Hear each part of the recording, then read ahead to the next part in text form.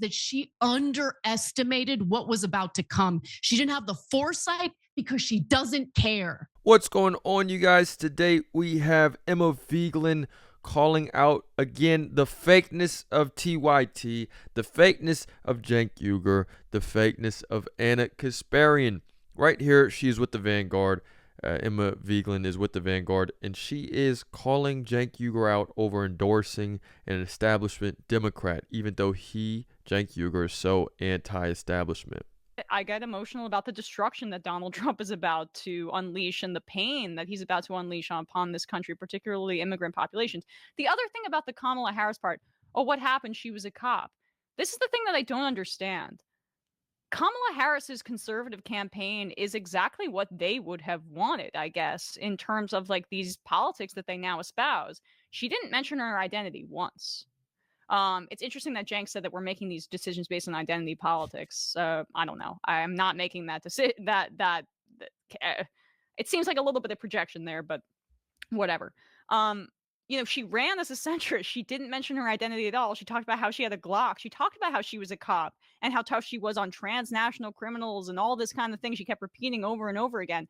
What did they want from her? Because outside of the aesthetic that he kind of gratuitously mentions her identity there for some reason, I don't necessarily know what would indicate to them that she is far left. She ran the exact campaign that they wanted. She was tough on immigration and like tried to be tough on crime and that kind of thing. Yep. And so Exactly. they're not really, he at least is just like not coming up with specifics as to why he thinks that the campaign that she ran is not his ideology. So I'd be curious about the specifics of that. And then we return to this thing called of populism. Okay. So populism is a very nebulous term. It can mean a lot of different things. Like the right wing invokes populism to put billionaires in the cabinet at the front row of Donald Trump's So does inauguration. Cenk. He endorsed Rick Caruso for mayor. Another billionaire. And that's the other thing where what is the establishment? Because this is what Jimmy Dore did, right? As you mentioned. The establishment is also a very nebulous term because you know what happens when you topple the establishment? You become the establishment. What next?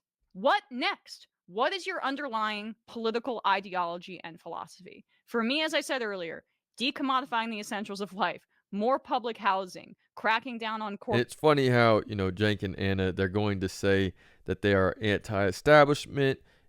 This is the populists and everything. They're literally funded by Peter Thiel. They're literally funded by the people that they are, so-called going to say the elite groups and everything. It's what are you talking about at the end of the day, Cenk? What are you talking about? Corporate landlords, public healthcare, Medicare for all, or at the very least, a public option, decommodifying your healthcare. That's an essential of life. As I mentioned, housing, we could go on and on. Even like utilities as we move towards a greener future. We should be decommodifying some of those and having public utilities. That's the vision that I have as a leftist, and taxing the wealthy more. I don't necessarily know what the establishment is in this instance, but I'm in favor of whatever gets that through, that agenda. And again, ending the genocide in Gaza, that kind of thing. The establishment can mean anything. The right thinks the establishment means woke DEI. The left may think that the establishment means like the military-industrial complex. What is your overarching political philosophy? Because if you're just anti-establishment, you're just anti-authority. You're just lashing out at daddy. You're getting a tattoo or a nose piercing to piss him off. It's not a real political ideology. You're just saying, I don't like the way things are. I agree. I don't like the way things are. But what are your solutions? Because endorsing a real estate developer named Rick Caruso over Karen Bass? Hell no. And here we have a clip of Ana Kasparian going off on Karen Bass. As Emma Vigeland said, the Young Turks were an advocate for Rick Caruso over Karen Bass. Let's watch. The mayor of Los Angeles, knowing that these winds are coming, knowing that those winds could create a terrible, hazardous wildfire situation, I would hurry up and fill that reservoir. Not really concerned about the debris getting into that reservoir because we might need that reservoir specifically to fight fires. She didn't do that though, did she, Cenk? She knew about the wins. She knew they were coming. And what did she do? She went on a taxpayer-funded trip. Us Angelinos paid for her to travel abroad to Ghana, okay? For what? For something important that's going to benefit the people of Los Angeles? No, to watch their incoming president get inaugurated. Yeah. You are the mayor of a major city. You're not a diplomat. You're not an ambassador. What the F are you doing in Ghana? Yeah. Why were you not here preparing for a potential disastrous wildfire? The fact that she went to Ghana, Cenk, isn't just about the waste in taxpayer money. It isn't just about her absence. It's about the fact that it shows that she underestimated what was about to come. She didn't have the foresight because she doesn't care.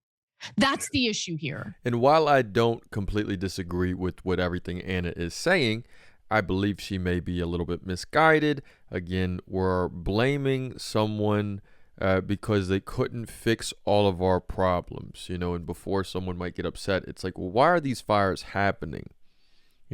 We can get upset that someone is, not there whenever we needed them, quote unquote, whenever there is a state of emergency.